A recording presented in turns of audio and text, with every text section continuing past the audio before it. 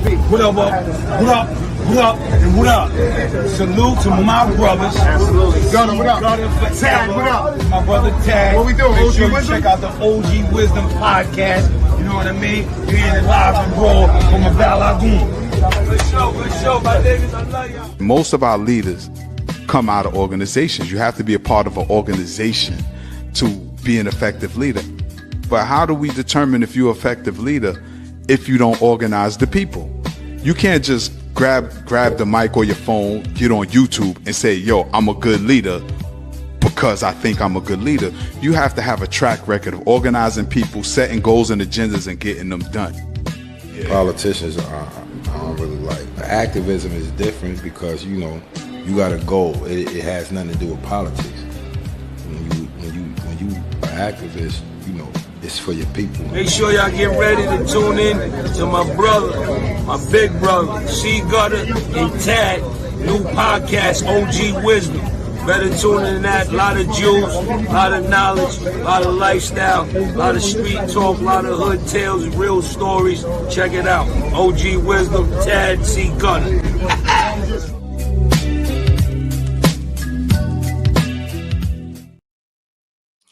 Peace, family, peace. Welcome to another episode of the OG Wisdom Podcast with me, your brother Tad, and our brother C-Gutta. Gutta, when you ready, give me the thumbs up, bro.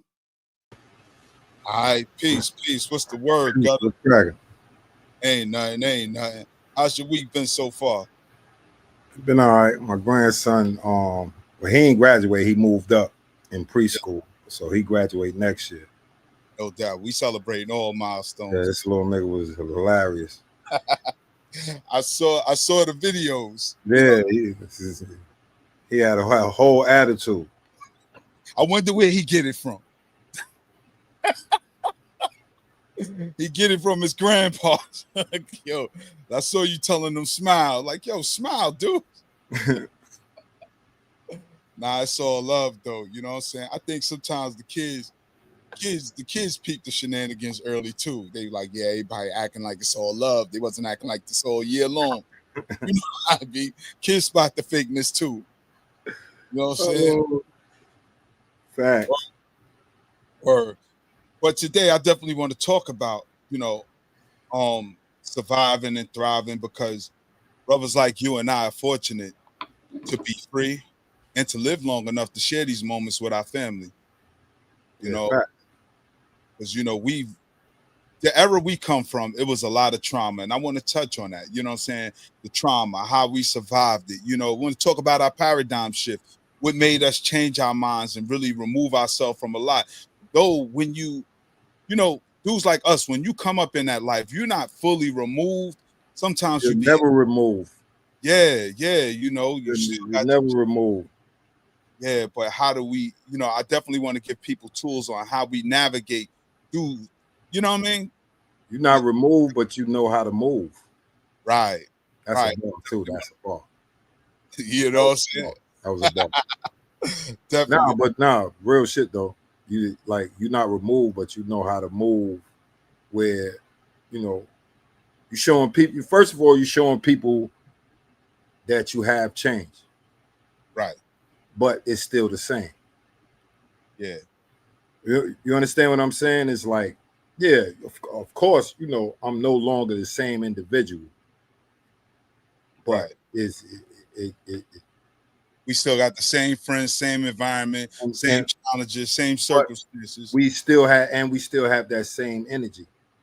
Yeah. You know what I'm saying? It's like, you know, we got peaceful energy, but we can easily revert back. You know what I mean? And that's our biggest fight. Right. You know what I'm saying? That's our biggest struggle. Not reverting back. Woo. Yeah. So I guess we're talking about trauma and generational trauma. Many times on this platform, you talk about the love, nurturing, and the information you received early from your family, your mother and your father. You know, they gave you the jewels of what it means to be Black, African-centered in America. What was the challenges outside of, you know, being teased about your name? What was some of the challenges you received growing up in Brooklyn that put you in the life of, you know, being a stick-up dude, the hitter for one of the biggest rap crews? The impetus, like I played ball and I wanted to like I played ball and I like dressing. Yeah. So my impetus to getting in the game was, all right, you gotta, like, it wasn't like at that time, the tournaments and all of that, you had to put your money in. Like you paying for everything. So if you want the sneakers to go with the uniform, you like if you want the full setup, you paying for that. It's like it's not giving it. You know what I'm saying? They give you a t-shirt. Like, you know what I'm saying? Then you even paying for that. You understand what I'm saying? So to even be involved in the extracurricular activities to keep you out of trouble, you had to have money. Yeah. Okay. Like and it's not, you know, it wasn't a whole lot of money, but it's something that, you know, most of our parents couldn't just afford to like relinquish. Right. You know what I mean? It's not, you know, it wasn't a whole lot of money, but it wasn't $50 my mom could just pull out the hat. You know what I mean? And then when they tell you to wait and you really can't wait, it's a deadline. You know what I mean? You're going to get that $50. Yeah. You know what I mean? So that was the impetus for me. Then I liked the dress too. You know what I'm saying? So you flying your uniform. Yeah, I got, and you got to understand, I got, like, I'm fresh to New York. I'm fresh back to New York. So I got caught in my eyes was big as shit. You understand what I'm saying? Because I came back, I still had, I'm wearing Lee's, khakis, Levi's. You know what I'm saying? Dudes is done surpassed that. Yeah. So now my eyes like, damn, I got to get this. I got it in my mind. It's like, I got to get this. I got to get this. I got to get this. I got to get this. I got to get this. Then I'm going in the stores and realizing, oh shit, it ain't easy to get this. Right. That's a lot of money. You know what I'm saying? Yeah, that's a lot of money. To a teenage kid, to a 15-year-old. You know what I mean? Hold on one second, Gutta, because before we get too deep, I definitely want to give our usual suspects a shout out. Shout out to the Queen, Anusa. Peace. We see you. We appreciate all the love and support. Our brother Rich, nice. Always on the check, and we definitely appreciate it. Our sister Farnessa, always holding us down. Shout out to Tish. Thank you for dropping by. Salute to you, Queen. And of course, none other than our sister K Fighter, Thorough Black Talk Worldview, every Thursday at 8 o'clock on YouTube. I got to check us out. We be going in over there too, showing our natural black asses, showing off. We want y'all to like, subscribe, and share. And shout out to everybody on the playback that's rocking out with us. Don't forget to like, subscribe, and share this with somebody who may be in the streets, maybe trying to find a starting ground to transition. Not saying you're going to fully recover, but we do want to give you alternative thoughts on how to view things. You know what I mean? That's what we here for, this OG wisdom. You know what I mean? This shit is hard. Don't get it twisted. Like I said, it's not easy at all. I just got punished by the ancestors. You know what I'm saying? Yeah, so, I'm fighting them too. You know what I mean? I'm saying? So it's like I said, it's a constant struggle. Out of it, right? You never really get out of it, especially when you're OG. It's the OG wisdom. It's a constant struggle too. But Gutta, let me ask you. So now you're in New York. You grinding to get the money. What was one of your earliest traumatizing experiences in the street? You don't have to go into detail if you don't want to. But what was the first thing that traumatized you? Like, damn, this shit is crazy. I gotta become like this. Because you know, a lot of us come up green a little bit. Even when we come off. Yeah, like my shit was first year, 84 into 85. It's rough, my nigga.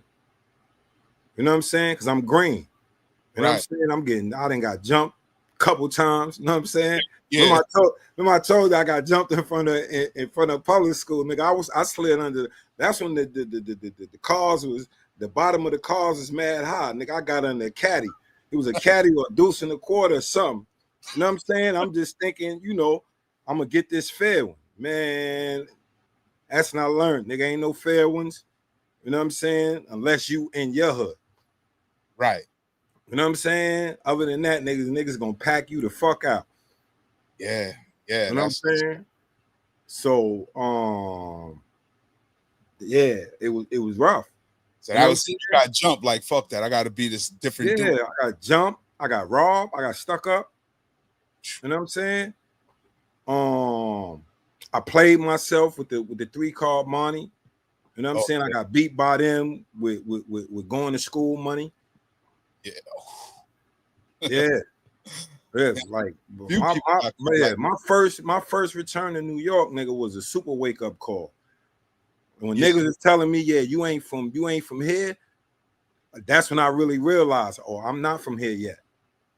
Right. You know what I'm saying? Because I'm green as shit. I done got jumped, beat up. You know what I'm saying? Yeah. You ever been in a situation where you gotta let a nigga sock you? I'm trying to remember, because I always Like been you can't. Yeah, it's like, you know, your circumstances is different from mine, because by the time I moved out of my neighborhood, I was 15 and I moved to South Carolina, and by then I was already on one. Yeah, this So is you grew up. Right. Our circumstances was flipped. Right. You know what I'm saying? Like your circumstances is more like my older sister. Like when she got down south, she was on one. Right. Exactly. Like she whooped niggas. Like, because my sister was 12 by the time we got to Mississippi. Yeah. So you understand what I'm saying? So she grew up. You know what I'm saying? So it was different for me because I'm coming back from down south, and only thing I'm thinking is Beach Street. You know what I'm saying? I'm thinking Beach Street and shit like that. You feel me? Yeah. You know what I'm saying? I'm still naive, even though I'm coming up like the 3 summers prior. I'm up there all the time. Right, but only visits because this is when my grandmoms are sick. Yeah, okay. You know what I'm saying? So my mom's is you know what I'm saying? So I'm back and forth. So I'm green to everyday life in New York. Right. Right. Because when you're a kid, sometimes if you ain't going past, like, I'm not going past East, because my grandmother lived on Lincoln at this time. Right. I'm not going past Eastern Parkway. I'm not going past Franklin. I'm not going past Clawson. Right. That was my, you know what I'm saying? Besides me getting on the train with somebody else. Yeah. You know what I'm saying? Prior to that. Yeah. Like the year before we moved back up was my most exposure, because I was like, I'm 13 going on 14. So now I got a little bit more freedom. So, you know, we on the train. You know what I'm saying? I had my little tag name. Damn, what the fuck was it? I had a little tag name. I forgot the name of the shit. You know what I'm saying? I had a little tag name, nigga. We getting pilot joints from the corner store, hitting up the trains. You know what I mean? We walking on the top of buildings and shit like that. You know, a nigga walk roof to roof on tenement buildings, where you know how the tenement buildings be lined up. Be doing shit like that. Like down in Grand and on Putnam. Yeah, backyard, shit like that. You know what I'm saying? I'm exploring more, but I'm still not getting the full, you know what I'm saying? Yeah. Like, hold on, I had a question, because you brought something up and made me laugh. Yo, chat, I want y'all to put, what was your tag name when you was coming up? Like everybody in public school, especially us Gen Xers, like at one point my name was, you know, my government name is Clarence. So it was, at one point it was IC, and then it was T-Ski, all kinds of wild shit. I know whatever it was 2000. It was something 2000. Hex, Rex, some shit like that. Rex 2000. Yeah. And it had a dog. I used to always, because I know how to draw. I put the dog on the side. You know what I'm saying? You know, it's easy to draw the dog, the cartoon dog face. You know what I'm saying? With the ears. Yeah. That shit mad easy. You know what I'm saying? Just throw the eye. Used to always, was it Underdog or some other dog? Is the easy dog face to draw. Some dog 2000. Yeah. So it had to be Rex. It had to be Rex, because I used to always put the dog. It had to be Rex. Yeah. Yo, I like named Rex is a common dog name. Right. And just because I knew how to draw the dog and draw characters, that's the only thing. Like that was my shit. I couldn't do the words that good. Right. Like the wild style shit. I wasn't nice with that shit. I was trying it, but I wasn't nice. Yeah, I got nice in like the 4th or 5th grade because I always drew. I told my grandmother that, my granddaughter that, because she can draw. And my grandson, Kyrie, could draw. Like, because I came up drawing Marvel comics. Yeah, all the that was my thing. And the shit that was in the Marvel comics. Remember the pirate, the turtle. Yeah, I used to draw that shit. Yeah, we used to draw from Tron and all that. Yeah, and try to make up my own superhero name. So let me ask you, Gutta, right? Because we do this because we really live that life authentically. You know what I mean? A lot you see this day and age now, everybody's tough. Back in the days, everybody wasn't tough. You know what I'm saying? We had conditions that made us tough. We didn't just come out the house. Why do you think so many people are stuck in survival mode in the cycle of poverty, violence, and dysfunction today? Because a lot of these dudes, like you and I talk about fighting, it's been glorified. Mm. And it's really by people that, for the most part, haven't really been through it. Right. Like just because a dude, because I tell a lot of dudes, bro, just because a dude had the fortune of coming up on a block where he could just come outside and hustle. Yeah. That wasn't the norm. Talk about that part right there. You know what I'm saying? That wasn't the norm. Like most people, you had to go through it in order to hustle. Permission. Yeah. You needed permission. You had to be down with somebody because there was already somebody. Everybody, and see, I'm gonna stop right here, right, Gutta? Because a lot of people think they're the first to do it. Think they're the first one with the blicky, first one with a package on the block, first one to get money. In our generation, there was a chain of command. We wasn't the first. Somebody either had to put you on or you was getting robbed. In my opinion, this is what happened. It became a vacuum in the 90s when a lot of dudes got locked up. So now it was the ability for a lot of people that normally wouldn't have been. And, you know, just to be honest, because this is from my era, where a dude let a dude, because that's his man. And he get busy, his man will be weak. You know what I'm saying? He'll be the weak link and he'll be like, yo, that's my man. Fuck that. You know what I'm saying? And this man really be the weak link. Yeah. You understand what I'm saying? So we've had that too. But it was a vacuum. So a lot of people was gone. So it was money outside and people didn't really have to struggle in order to get the money. Right. It was a moment. It was a time stretch. Cause I like I said, when I got locked up in 01, bro, like it was a lot of young dudes that you could see, and they had cases, bro. And you could see, like, bro, what was you doing? Right. They wasn't really built for it. Yeah, like you can literally see it's like, yo, what was you like somebody probably gassed them up, you know what I'm saying? Right. Like, and then you had older dudes that had the manipulation game. They'll come home from jail and get a bunch of young niggas that ain't really cut like that and gas them up. Yeah. You know what I'm saying? Yo, you down with me. And that be dudes' hearts.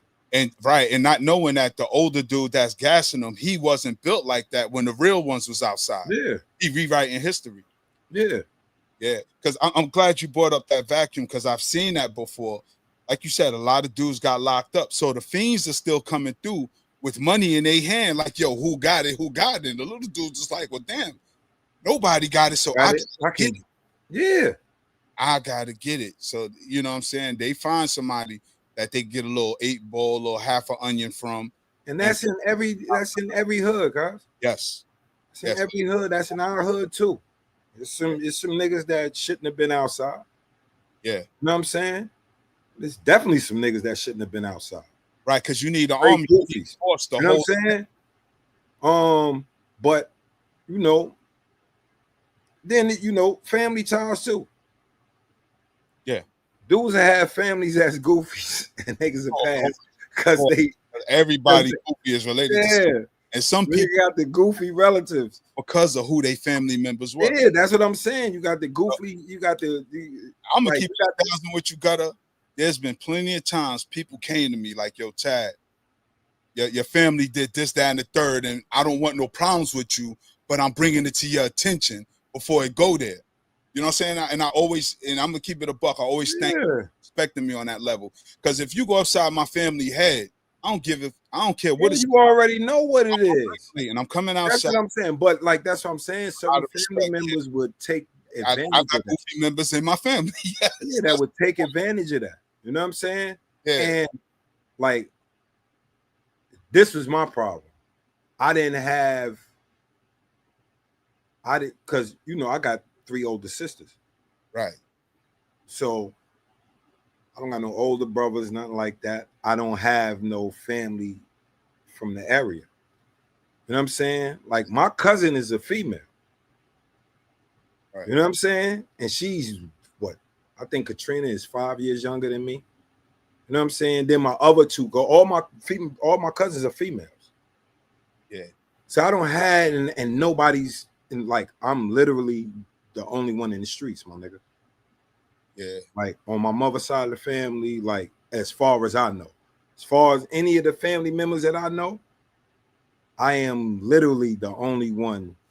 You know what I'm saying? Right, because the rest of them are intellectuals. Yeah. Right. They read, they walk a straight path. Yeah, that what was like education always been instilled in my family. You know what I'm saying? Yeah. That's why that was never an issue with me. In school, like not having struggles in class, that never was an issue. My issue was having struggles being outside. Right. You know what I'm saying? Yeah. Like where we picked up we picked up a lot of, you know what I mean? And then, like I said, it wasn't just the basketball and one that like my peer pressure was I'm just coming back to New York. So I gotta look like a New Yorker. Right. So you gotta get to it. Yeah. And it just so happened I came back to New York during the crack era. Right. But you never really hustled that, right? But when I first came back? Yeah. No. When I first came back, nigga, I was robbing. Nigga, that's all about that. Yeah, because first of all, where could I get crack? Right. As a 15-year-old. You know what I'm saying? Like really, like that's what I'll be saying is like, at least for me, because I don't have no family members that's involved in the game like that. In the game. You know what I'm saying? Yeah, so your way. And see, that's another thing. Cause right now I see young dudes do everything. Like everybody had their specific trade. Like somebody might hustle on the block. You would hit Midtown, or you know what I'm saying? You go catch a lick, you go rob somebody. Other dudes did the 3-card money. You know, you had the scammers. Now it's almost like you'll find a dude who do everything. He hustling, he's selling drugs, he robbing people. But that was me. You was doing everything. I was doing everything. Only thing that I because you have to be proficient at jostling, pickpocket. Yeah. You know what I'm saying? But anything else, y'all going to boost? You want me to hold you down? Security come, I'm parking them. Yeah. You know what I'm saying? I wasn't good at the boosting. You busting a check, but give me a check. Yeah, I'm busting it. I don't have no problem with that. You know what I'm saying? We doing everything, my nigga. Yeah. And that was because of poverty, right? I mean, in terms of getting the money. That was one thing you learned in our era was you can't have one hustle. You can never have one hustle because something can dry up. You know what I'm saying? And then certain forms ain't gonna never dry up. Right. Like I told older cats when I came out, and this is the most ignorant shit a dude could say. You know what I'm saying? But I told dudes this, like when I was getting ready to come home on my first bed. But you got to remember, I'm just turned 22. I told dude, like, long as they make guns and niggas sell coke, I'm gonna get money. Right. Right. So now, what was for you as because a lot of people know Gutta. I know Balagoon. What was the mindset shift that happened to you, happened with you? Of course, you was raised in it, but to look at things differently, like become more community centered. And when I say community, I don't mean neighborhood, but I mean people in your immediate circle, taking care of the homies, taking care of the family. What made you start reaching out to more brothers? Like, you know what? We need to learn this about ourselves and our history. What was the paradigm shift for you as you Well, got? I always been like on being a kind of preachy nigga. You know what I'm saying? Like Okay. to the home, like to everybody. Everybody, like, oh, he about to go on his Black Power rants, or like, oh, Fucking stupid Blacko used to call me Farrakhan. you know what I'm saying? So Black, like, here come yeah, Farrakhan. like, yeah. So I used to always, I always go on my rants. You know what I'm saying? Tell dudes like, bro, we debating about Bible, Quran, everything. You know what I'm saying? Because I like, once you know, it's like nobody, like, at least for me, I can't speak for other people, but once you know certain things, you know what I mean, and somebody brings up a ulterior fact, you know what I'm saying, Yeah. to something, or they'll go into scriptures instead of, you know, going into, you know, documentation, you know what I'm saying, and stuff like that from other historians. You know what I'm saying? When you speak on certain shit. Yeah. I'm gonna say something. And my shit was always with jokes too. Right, cracking on dudes. Yeah, I'm like, yo, you believe that shit? And then, you know, then I'm gonna go into history. Then we're gonna go, you know what I'm saying? Then we're gonna have the long debates, but it's always, you know what I'm saying? Oh, I'm gonna get heated. You know what I'm saying? Because motherfuckers know me. Like, I'm not gonna sit here and tell you I be speaking super calm, and niggas know I get heated. Man, what? No, Dumbass nigga, blah, blah, blah. But this the homies, you know what I'm saying? This is love ones. You know what I'm saying? I don't like, that's one thing I learned from being incarcerated. You know what I'm saying? Like, with certain people, you can, you know what I mean? Yeah, but you can have a loud disagreement. Yeah, you can have a loud debate. Other Right. people, it's not gonna work like that. You know what I'm Right. saying? Because y'all might not really like each other, but both of y'all know each other are intelligent. And Right. so y'all are you know what I'm saying? But you don't really like each other. Right. So sometimes it's a personal debate. Yeah, it's a personal debate because you want to prove each other wrong. Yeah, as opposed to getting the knowledge and information out there. So sometimes we are misinformed. Yeah. Right. So, you know, you learn how to, you know, because I don't never like, that's the thing is like, I don't never want to have like a historical debate or something like that. If we talking about blackness and us being Africans and shit like that, to take it to a fight, my nigga. Right. Something else? Yeah. Something else? Yeah. Like I'll turn up. You know what I'm saying? Like in my younger, you know what I'm saying? In my younger days. Yo, one time when I was in Africa, it was a dude on a trip with us, man. And him and his family, they bitch and moaned the whole time. And yo, the last night I just lost it. Nobody never heard me curse on the continent. They never heard me curse. I was just like, you know what? I just turned like, I'm fucking tired of you. And everybody looked like the minister was like, Brother Tad, calm down. I was like, nah, fuck that. Fuck it, because I'm tired of, yo, you've been bitching the whole trip. Whole week. I sat here and listened to you bitch and moan and cry. And I really wanted to hit him, Gutta. And I this word to my mother, God bless her soul. I went in the corner and cried. Because I'm like, here I am all the way in Africa, and I want to treat this dude like we on Fulton Street. You know what I'm saying? I really wanted to do him dirty because it was like to your point, about if we talking about our African identity or blackness, we shouldn't even be going through no type of real conflict. Wanting to fight. Like, we can debate all day. Like, we could debate, you know what I'm saying, all day. He was just disrespectful. And I told him, say anything, say hi chew, and I'm gonna knock you the fuck out. And he ain't say nothing. And all he had to do was blink too many times, and I just really wanted to hit him. And that made me feel bad because I'm like, yo, I'm all the way in the motherland on my spiritual journey. You know what I mean? This is probably like my third time. Yeah, I think this is my third time in the motherland, and I just wanted to fight. And I never felt like that before, because even in Africa, when you see the police, you don't really feel anxiety because they look like you. You know what I mean? I had a police escort and all that. When we come in, when we get off the plane, we be having police escorts.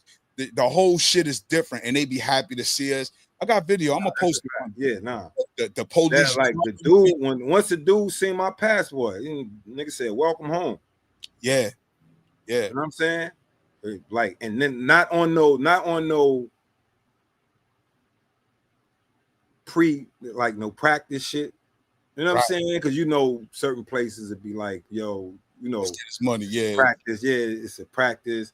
Like, dude saying, oh, welcome. You know what I'm saying? Yeah, welcome home. Because most people probably like, this is one thing I'll say in most African countries. When you come through, unless they actually see your passport and all that, they're gonna expect you to be another African. Right, from another country. Or coming back. You know what I'm saying? Until they see the passport, they assuming you just another nigga. You know what I'm saying? Yeah. Yeah. So, Gutta, when you was in the motherland, then we moving, I'm gonna bring it back. When you was in the motherland, did you get to go to the dungeons? Yeah. So I went to well, we was too late to go to the one in Accra, but we went and I looked at it. You know what I'm saying? Okay. We was too late to be able to go, but we went to Elmina. Okay. And Cape Coast. Right, Cape Coast. Yeah, okay. Yeah, I did both of them. Yeah, I did. See, I was already in Central Ghana anyway. I was already on the coast. Right. I was in Gamon Fede. Okay. That's why I spent the first day. That's why I spent the first 12 days. So let me ask you. I just ain't do nothing but kick back and take them 2 trips. Hold on. I'm going to ask you this question. It's kind of deep. How did it feel, right? Having knowledge of who we are, having knowledge of the great Mayafa. For those who don't know, that's the Swahili word for the great suffering. Not the Holocaust, but it's called the Mayafa, right? You've been to the dungeons of Africa, to the jail cells of Rikers Island, and everything in between. As a black man, how does that feel, and what went on through your mind having those experiences?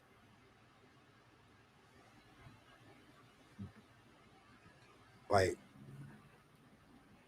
when you see that, it's like the island is nothing.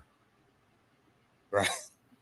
Especially when they explain shit like 90 people in one. Like, if you see the joint we'll go in, and they say, yo, they put 90 people in there, and the ship might not come for 60 days. Right. Water seeps in, it might flush, so you in there, your shit, piss, female menstrual cycle, all of that. So when you thinking about Rikers Island, my nigga, please give me that. Right, over. You know what I'm saying? Yeah. After I like whatever the worst prison I ever experienced is nothing compared to, like, once they explain to you what happened, then they had the did you see the ball and chain where they sit where they had the female if she didn't want to be essayed, they put her in there, sun, rain, snow. I mean, not snow, but the sun. If it's baking hot, it's right in the sun. So if it's raining, if it's torrential raining, she gonna sit there and shiver, and they ain't gonna feed her or nothing. They don't give her no water or nothing. So when you get the explanation of that, my nigga, it's nothing you experience can like that. And it's almost like you feel it. Yeah, you do. Yeah. That shit is visceral, my nigga. I want to respond to Sister K Fighter question. I still want to know why they always taking people to the slave dungeon, but never the slave markets they ran for themselves. Says what they do got the slave markets. You know what it is? The colonialism over on the continent, right? They don't harbor on that because one of the challenges I have is the slave market wasn't for the external markets. That was mostly internal. Right. And they still slave markets was mostly internal. Yeah. And that's what she's saying, because they don't talk about it, because I've been to the market, because it's still an operating market. Yeah, because they sell everything. Yeah, it wasn't specifically a slave market. It was just a market, and then they sold slaves. Yeah. Yeah. It was so much, because one of the challenges I had is like, y'all got to stop calling it a castle. It's not a castle. It was a castle for Europeans, but dungeons for the Africans. Because when you think of castle or palace, you think of some place luxurious. That wasn't our experience. But then again, we're speaking their language, so we're only going to describe it with the words they give us. But ain't nothing luxurious about what has happened, because you've seen the Cape Coast where they had the trap door that lead the ministers and them right down. Because remember, there was church upstairs. Yeah. And it would lead the minister right down to the female quarter. To the female quarter. Go have his way with her. And for some of the rainbow ones, they had some that go to the men's quarters too. Yeah, you already knew that was going on. Shit, that was permissible on their shit. How the fuck you think a cabin boy was? Yeah, yeah. Sister Farnessa said, is it true that when you go to the dungeons, they have people near it making sounds to make you think that you can hear the wailing of the ancestors? I'm asking because I saw someone say this on TikTok. Nah, that wasn't my experience. Yeah. I ain't hear nobody going, oh. Nah, I didn't hear none of that. That wasn't my experience. The most they did was put us in there as a group and then turn off. And let you sit there and like Gutta said, like 60 to 90 days. Yo, a lot of people came out of there crying. You know what I mean? Because it is traumatizing. Imagine if you're claustrophobic and then you don't even know where you're going. You know what I mean? It's a traumatizing experience. And I say that, right, Gutta, because for us being in the streets, being dudes who was really out here, a lot of our people who's outside, they don't know where this started. Because when I'm in the dungeons, I always think about this is where all the shit started. Yeah, fact. From the death of Malcolm to Dr. King to Emmett Till to Trayvon Martin to the crack epidemic to the bullshit we hear on the radio, all that shit started from here.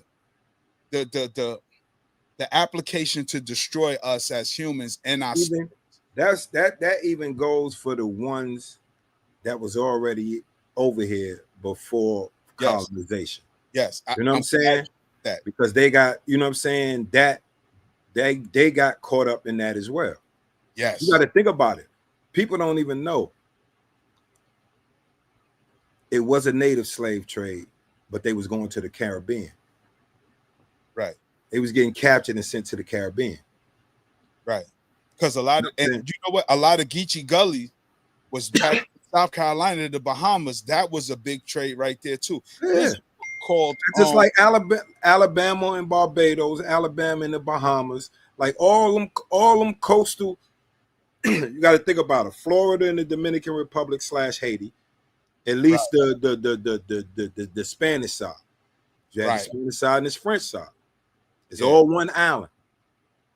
You know what I'm saying? The island was named at the time what? What? The Isle of Hispaniola. Yeah. Yeah, and we know that because Bishop Bartolome de la Casas, who had Christopher, who was rolling with Christopher Columbus at the time. Yeah, the K Fighter said she not forgiving nobody. But I'm glad you brought that up, Gutta, because we talk about, me and our sister K Fighter, we always talk about the black people that was here prior to the Mayalpha, because our generation and the generation of a Dr. Clark and Dr. Ben, Ivan Van Sertima, they were the ones who gave us the foundation to uncover so much of the lies that has been told to us about black people or who we are, how we got here, because they said they got us from jungles. And now with new research and also with us talking with our own elders and ancestors. I remember my great grandmother. You know, she was indigenous to here. We knew Ma was a Cherokee. I saw the documentation. And my grandmother, and she's still alive, she's 88 years old, she'll be 89. She used to always say, who said I was black? And then we got to remember that being black and being African American is something recent in terms like Jesse Jackson popularized African American. James Brown came out with I'm Black and I'm Proud. Well, we always as a community, like and this is really no matter where we was at on the on this planet, we always said we was black in whatever language. You know what I'm saying? That's our description. Because that was our description, even for ourselves. Right. Even for ourselves. Right, because you ain't got to tell a black person you black. You know, it's evident. That's when you come in contact with foreigners and they use the description, because now more information coming out that Mozart is black. People are really tapping into information that was lost to us. Things that only sound like rumors. It was known at that time, but you got to remember, once what did they give us? Yes. Once this is the thing is, it was known at that time and it was published. Yes, that's where I was going. Yeah. But what happened once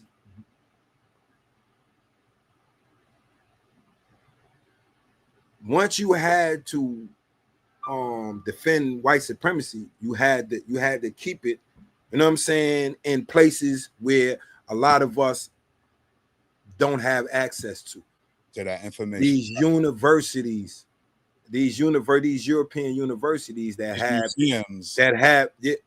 museums, and these universities that have this shit catalog. Yeah. Like they have who certain people was, and even in their books. But if we don't know the authors, right? Which this is the things that the ancestors, Van Sertima, John Clark, Dr. Ben, these were the ones that gave us access to these books by citing the books. Yes. And told us to go read them for ourselves. But the problem is, a lot of us don't do that. Or we're not concerned with it. We accept with white. Yeah, because if you're concerned with it, then you got to take on the responsibilities. Yeah. So Gutta, for brothers like us, right? I know we're not 100%, we're not fully healed, but how can people who've been through the trauma of the hood get on the track of healing? Like you said, we read, people like you and I, we have a thirst for knowledge. And once your mind is stretched out of shape to accept new paradigms and ideas, it's hard to go back to how we used to think. Well, what's some of the tools you think? This is the thing. I think first of all, learn as much as you can about your ancestors, because that's going to give you a sense of, a sense of purpose. Yes. Because you know where we was at, you know where we could be. You know what I'm saying? And most, whether they younger, a lot of men got kids. So you want your kids, you know what I'm saying? You want your kids to come up in a better place. You know what I'm saying? So, you know what I mean? Like, and the information you pass on to your kids. That's the most glaring subject right now.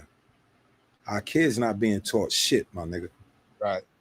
So as fathers, how important is it for us to learn these things so we can give our children proper information? There was a video I saw earlier today. What's the brother? Shout out to Gotham City God. You know what I'm saying? I don't know if you follow his page on YouTube, but he always posting dope stuff on his joint. And he got like a little girl, she got to be like 4 or 5 year old, Gutta, singing drill music, talking about deleting people.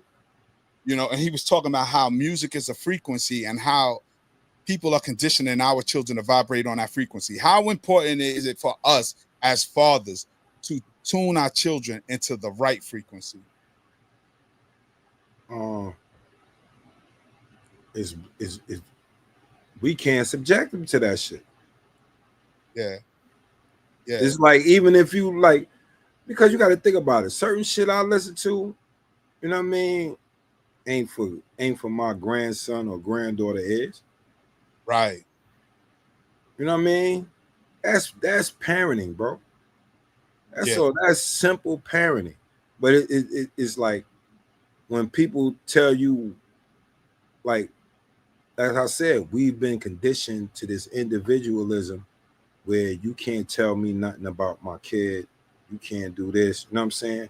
But you always shouting that you black, black, black. You know what I'm saying? When you know, even though like we know it's entertainment, Right. a child doesn't understand that's entertainment. Right. You understand what I'm saying? So Yeah. Nah. they're gonna feed into that where now, even in elementary kid in elementary school, a kid that they have a disagreement is they ops now. Yeah. Which is crazy. Now, once it's they ops, now anything I do to them is cool. Yeah. I'm trying to find a video right now, real quick. You know what I'm saying? Because I definitely want to share. I definitely want to share with the group so people can see exactly what it is that we talking about, or at least what I'm talking about with this whole thing.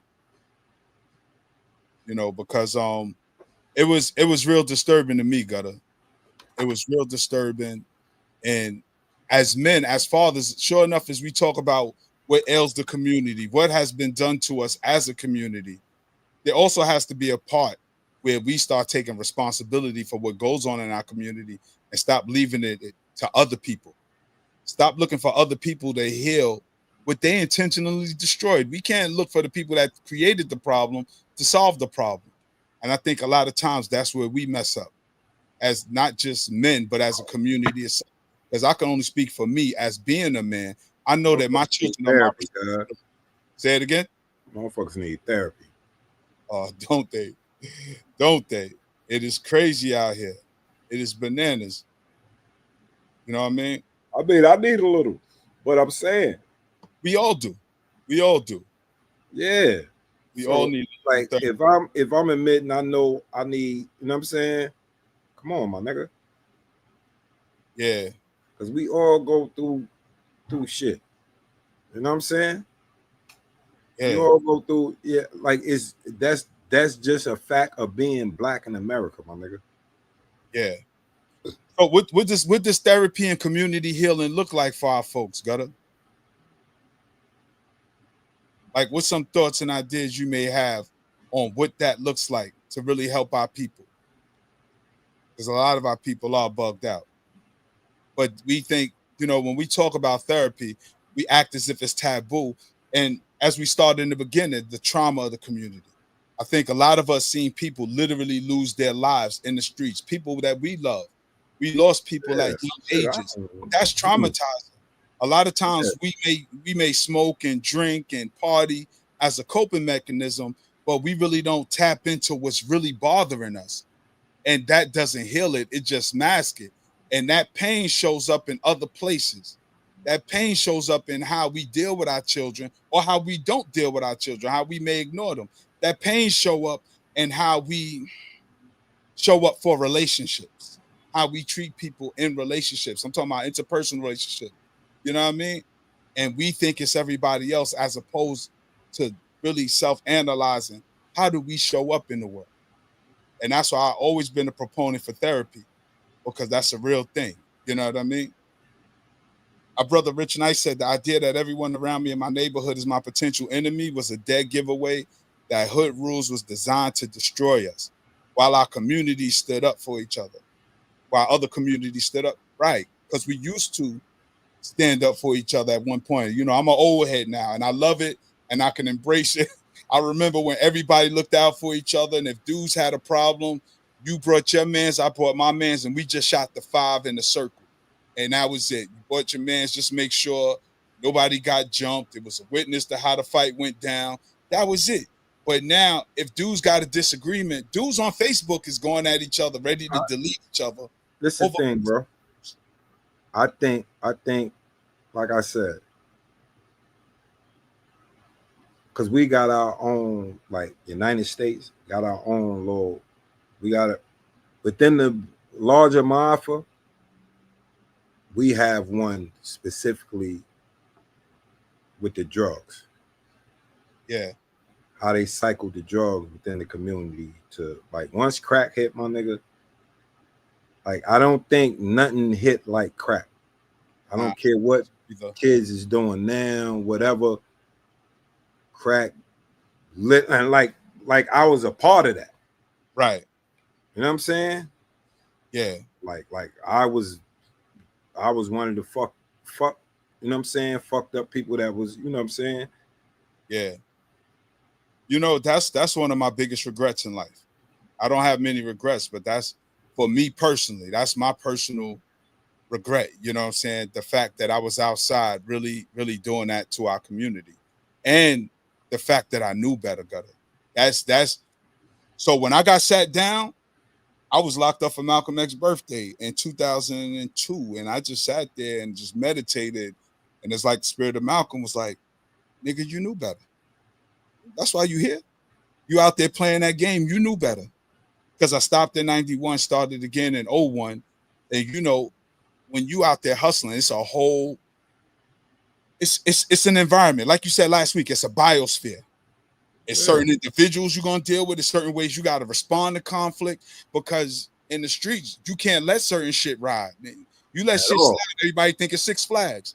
And next thing you know, you gotta regulate everybody. So you putting hands, feet, and hammers on everybody because they playing with you and you can't be seen as somebody. You just gotta cut that short. You gotta brutalize somebody early. Make examples. Kendrick Lamar says sometimes you gotta pop out and show them. You know what I'm saying? And that's traumatizing because when you really move away from that, and I'm gonna speak for myself, the trauma, when you move away from that and think of the person you were when you was in that life, it's nothing to be proud of. That's why I watch dudes who act like they them dudes in the street gutter. Is for me, I'm like, damn, they didn't learn yet. And they're not trying to learn because we all on this learning journey. None of us are where we're destined. This was crazy, right? Yeah. Being that, you know, I was raised the way I was, even when I did shit, like I would look and think like, damn, I didn't have to. That's fucked up. You know what I'm saying? So now you sitting with that, you sitting with the guilt of that, you know what I'm saying? But you know, within the paradigm that you living in, you know what I'm saying? That's what has to be done. You have to. You know what I mean? It's messed up, but you have to. And so and that fucks your head up. You know what I'm saying? Because it's like, damn, I ain't want to do this to such and such. Yeah, but they playing with you. Because a lot of times you give them a warning. The game you in necessitates that. Yeah. Yeah, it does. And that's the sad part. And that's what turned people that like you probably would be, you think happy go lucky, turn into a monster. Right. And you don't want to be. Yeah. You don't want to be that monster. You want to just chill, get your money, and get to the next level for wherever it is you're trying to get to, or wherever it is you're trying to go in life. I'm gonna tell you, for me, like when a certain light turned on, and this is like, I knew like, and this is early on. This probably like maybe 16 by now. You know what I'm saying? I'm 16. It's like this when I knew it was like, bro, if you be too friendly, that friendly Bob shit is gonna get you killed. I'm 16 now. Right. I'm literally saying the friendly Bob shit will get you killed. Yeah. And that's the sad part. You know what I'm saying? So I'm like, shit. Now, if it ain't nobody I fuck with, fuck them. Yeah. That now you got to click into that. It's like, yo, if it ain't somebody that I got genuine love for, nigga, anybody can get it. Because I've already been, you know, friendly Bob. Like I said, jump. You know what I'm saying? Dudes know I ain't from around there. I'm not born and raised around there. You know what I'm saying? Older cat. No, I don't got no older brothers. book a little nigga for a chain. Yeah. You know what I'm saying? So, like, yeah, it's like I remember Big. This is what's crazy, right? Mm-hmm. I hear you, Gutta. Big tell somebody this, and I'm probably like 19, 20 at the time. You know what I'm saying? Big like, yo, this nigga ain't never lost a fight. I'm looking at him like, nigga, is you crazy? What's wrong with you? Just because like he hasn't seen me. You know what I'm saying, Lou? I'm like, yeah, nigga, you wilding. Yeah. Yeah, it's like, yo, you wilding. You know what I'm saying? It was just that, like at that time, like he seen me every fight he seen me in. You was getting busy. I was spanking niggas. You know what I'm saying? But I'm like, my nigga, you crazy. Like, you don't realize. You know what I'm saying? The same way you was going through it, I was going through. You know, he the only child. You know what I'm saying? His mom's is Jamaican. You dig what I'm saying? Right. So he's still an outsider. Right. He's an outsider, even though he's born and raised. He's an outsider to the degree because his mom Jehovah's Witness. She's strict on him. Culture is different. Yeah. Yeah. So, you know what I mean? So I was like, bro, nigga, I've been going through it. Like, this is nothing new. Like, New York is just intensified. Yeah. I already went through it because like I said, I grew up not being from anywhere I actually live. Right. Gutta, real quick, because our time's winding down. I found the video, and I want to show it real quick. Yeah. I want to show this video. You can see it, right, Gutta? Yeah. You see the video? All right. This is it right here. Shout out to Gotham City God. You know what I'm saying? Y'all can go follow him on IG and all them other platforms. Just real quick, right? Pay close attention to. How your whole block crack is the rules in the sky. Lot of ops when we dead, so I tell them come try. But I slide first, all years. Hey, that's how I'm coming, bitch. Like a track star, I'm on my block, really running shit. I do this shit in real life, but this shit is nice. Remember putting tape up on my line just to make it fit. I remember sliding every day, I wasn't at the park. I ain't had no lighter, but I really had to make it spark. Keep that eye on me, like my real name is T-Rex. Start, I'm trying to leave a mark, nigga. A whole verse talking about unaliving somebody, murdered, taking somebody's life, right? Little girl know the verse word for word. But besides all that, like, fuck that she know the verse word for word. Little kids learn whatever you put in front of them, they sponges. I'm paying attention to her body language. Like, that demon time phrase is more than just a phrase. That shit is an energy and a frequency. And pay attention to her energy. Look at her eyes. Look at everything about her, right? That shit got a hold of her. That frequency got a hold of her. And this is what I tell people. Music is a frequency. And she tapped all the way into that frequency. And the person that's sitting next to her that's supposed to love her and care for her and be looking out for her, she's just trying to impress them. She's trying to make them happy. You could tell she looking out the corner of her eye. She thinks she's doing the right thing by doing what she's doing, not knowing that the person that's supposed to be loving her and caring for her is leading her down a road of destruction. Same way from generation to generation, we just keep passing down this dumbass culture to every generation, and then we'll blame everybody else of why we so fucked up. Nah, we fucking our own selves up. And the sad thing is, drill culture, they don't value life anymore. They don't have no value for life. That's why they think calling you old is disrespect. They think that's disrespect because they don't have no aspirations of getting old. It's like they say you breed something worse than you.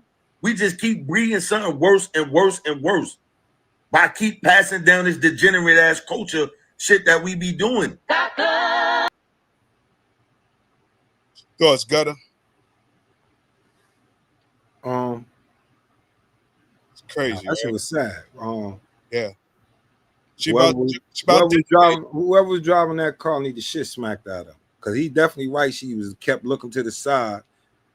You know what I'm saying? Looking at whoever was driving. Yeah. You know what I'm saying? So whoever was driving, whoever they are, need the shit smacked out of them. And this is the generation that's raising the babies behind us. And this is the challenge, because I seen somebody in the comments, I think I follow that person too, but they were pretty much co-signing, saying, yeah, when she get older, she gonna be on the front line while the rest of us are calling the police. But she gonna be on the front line trying to delete our children. Because look at the information she getting early in the game, that life has no value. And for a lot of us, like your generation and my generation, we got indoctrinated with that on a mass level because it was mass indoctrination. You know what I'm saying? Because in our parents' generation, deletions was going on. It's been going on since the beginning of the time, but that wasn't the community's identity and behavior. Right now, the young people, nobody wants to really be a baller no more. They might ball play and want to be a hitter. Like I said, it was that crack era. Yeah. That's when you saw the delete, bro. You got to remember, how the fuck can New York City get the murder capital? Right. That's absurd, my nigga. Yeah. That is fucking absurd. How the fuck is we supposed to get the murder capital? Yeah. It's no way. The largest city in the country end up with years in the 80s with the murder crack era. Come on, my nigga. Yeah. Yeah. And it's so multi-layered that's why these conversations are important. That's why we appreciate everybody in the chat, everybody who found value in what we're offering, because we're from that soil, we're from that culture. We recognize that we got misinformation early, coupled with circumstances that society created. Because like you said, Gutta, that crack thing, this question is always posed. I don't think I ever asked you this. What was the worst experience Black people had? Our enslavement or crack? Oh, our enslavement by far. You think so? Fuck yeah. Tell me why. We're never worried about crack if we never got enslaved. I will always give it to crack for the fact that during our enslavement, we still had family values and love, and we still held on to each other, and we had a value system of each other. We were enslaved, my nigga. Right, but we still had a value system. We still cared. No, because this is our opinions. These are our opinions. Now check this out. Go ahead. I'm not going. Why I say crack? Because Black people literally sold their children. They sold their bodies. They stole from, like, family value. Every value went out the window, and everything was centered around crack. All the morals, everything you love, you sold your body, you sold your furniture, everything you had, everything that meant something to you, no longer meant nothing to you because of crack. Enslavement, yeah, we was fucked up. That was powerful, but through the love and unity, through having something to look forward to the next day that was productive, that helped us move ourselves out of enslavement, because we had a future. With crack, it wasn't no future, and that's just my opinion. That's just the way I see it, because a lot of people do say slavery was the worst. Crazy. People do say crack. That's crazy to me. But to each his own. Right. I just.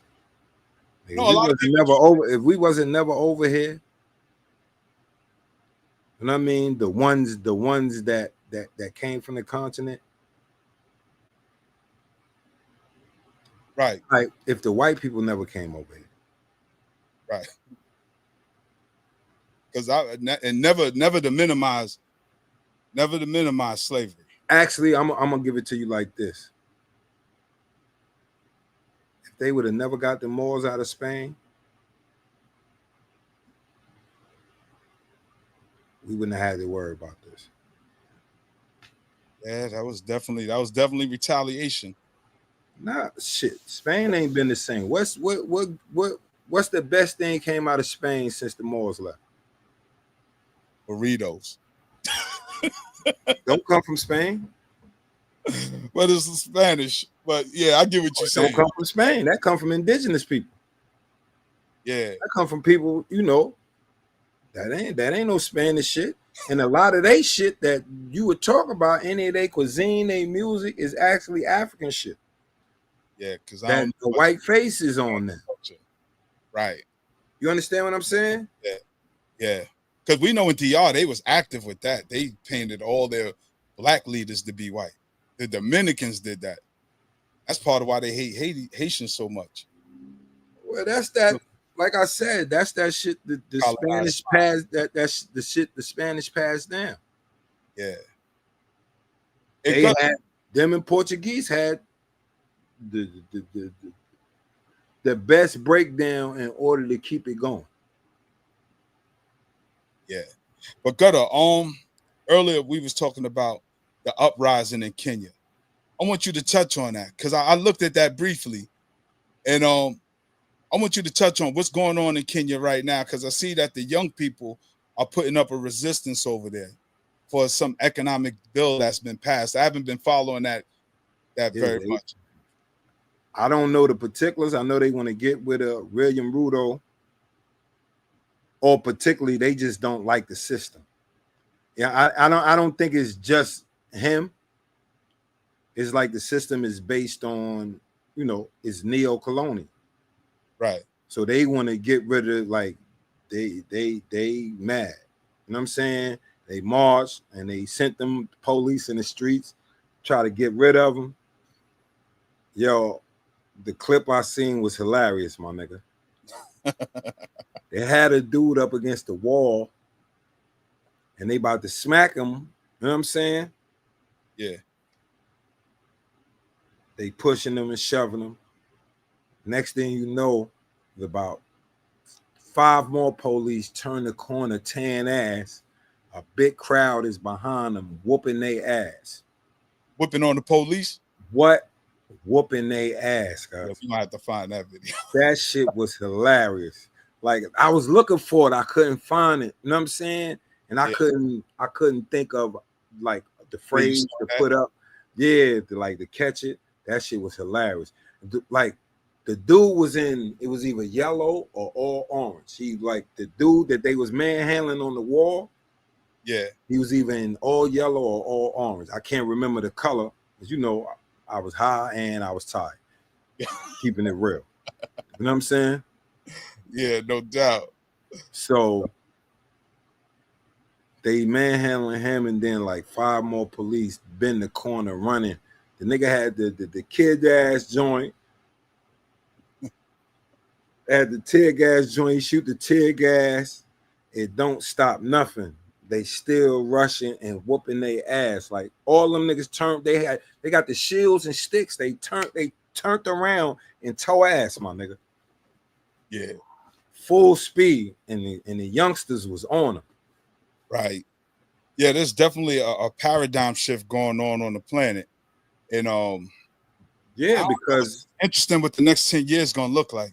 Is one, the youth, like, is finally, because you got to think about it. In Africa is the youngest continent on the planet. Yeah. You know what I'm saying? And they young, educated motherfuckers, and not the regular the standardized, centralized media. You know what I mean? Feeds them. They truly educated. Yeah. So once they realize what's like our struggles, you know what I'm saying, and what mirrors our struggles on the continent, now they the ones is like, all right, we see what it is. Yeah. But that's something Garvey said. Huh? Garvey said that. Garvey said that the blacks in America have no peers. Said, yo, everybody, the Caribbean and the continent, got to look at us and how we struggle and resist this colonialism, how we resist these ideas of foreigners. Because, like I said, in all these other nations, it was even with colonial powers, the majority of the population was black. Yep. You know what I'm saying? Like, no matter what Caribbean island, then if you go on the continent, you know, the majority of the population is black. So they didn't realize, like, we always been struggling against the coons. Yeah. Like, we've been outing them since enslavement. Since the ships. You know what I'm saying? Yeah. Since, well, before the ships, because the motherfuckers that got that because you had raiders too. Yeah. You know what I'm saying? You had raiders too. So when you got a motherfucker that raided, you know he anti-black as a motherfucker. All he cared about is himself. Yep. You know what I'm saying? So we got the coons from the continent. Then motherfuckers got transferred to the, you know, to the Caribbean and in the Americas. Yeah. Which people got to realize niggas was getting traded all through there. Yeah. You know what I'm saying? You just said it's about time that they all are forced to fight and stop running. It's a fact. That's what's going on. That's what's going on. Everybody are fighting back and not running anymore, because a lot of people that came here, you know what I'm saying, some came here for a better life. Some just really came here running from the corruption or whatever's going on in their country. And what we've learned as people who already been here is a lot of them are getting in positions of power and really trying to thwart our efforts. Well, that's what I say, bro. Yeah, the coons, yeah. Coons, my nigga. Coons, yeah. Motherfuckers ain't leaving from over there because they really feel they can make a difference. Right. Because they ain't sending shit back to their countries except to their family. Right. You know what I'm saying? Right. Not like a Kwame Nkrumah did. Learn over here, then go back and build your nation. Exactly. And the first like, and none of them, like, he gave motherfuckers the blueprint and they got over here and they saw that they were elevated over other niggas. Yeah. It was like, fuck that. I'm gonna stay over here. I can live good. I can look down my nose on them. I can send my people some money. And I ain't got my people there. And I can go and buy land in my country and really don't got to deal with these people. Yeah. You know what I'm saying? Instead of being like, majority of the motherfuckers that come over here are not Pan-Africans. Nope. The most of the Pan-Africans are on the continent. And the young ones are really and truly the ones that really stand on that. Like the youth for Africa now is the one, like, they with, if you a nigga, we don't give a fuck where you from. You know what I'm saying? We want everybody, you know what I'm saying? And that's what's happening. It's like the old heads that, you know, was lining their pockets and stealing and not giving a fuck about the people. Yeah, they trying to get rid of them. All the Mobutus. Yeah. All you niggas, all you coon niggas, they want to get rid of them. Yeah, time is running out. So Gutta, we get ready to wrap up. What's some of the final words you want to leave the people with?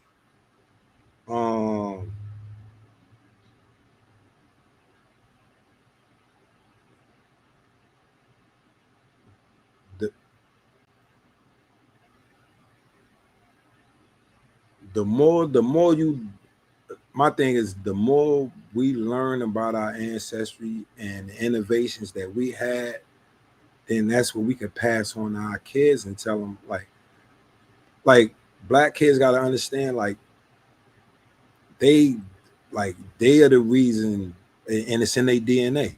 They the reason for mathematics, for science, for arts, and all that shit. Right. So like I said, it's like the culture is not a black culture thing. That's a criminal culture thing. And that's what we gotta get rid of.